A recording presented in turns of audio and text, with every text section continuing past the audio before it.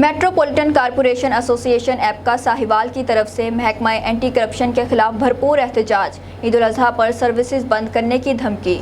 Metropolitan corporation Sahiwal के दफ्तर में गुज़श्ता रोज़ एंटी करप्शन ने मज़कूरा मुकदमे की बाबत कुछ मुलाजमीन को गिरफ्तार किया, जिसके रद्द अमल पर मेट्रोपॉलिटन कारपोरेशन एपका के अहदेदारान मुलाजमीन ने भरपूर एहतजाज किया और महकमा एंटी करप्शन के खिलाफ शदीद नारेबाजी की।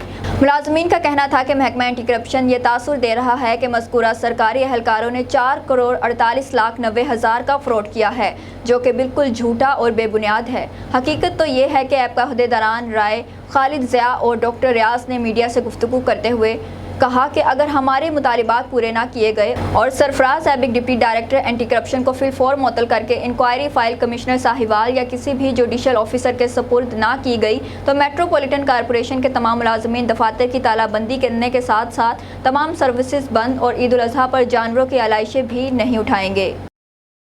सरफराज एबिक को फौरी तौर पर मुअत्तल किया जाए।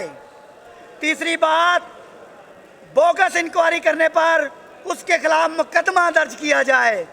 रिश्वत तलब करने पर उसके खिलाफ मुकदमा दर्ज किया जाए।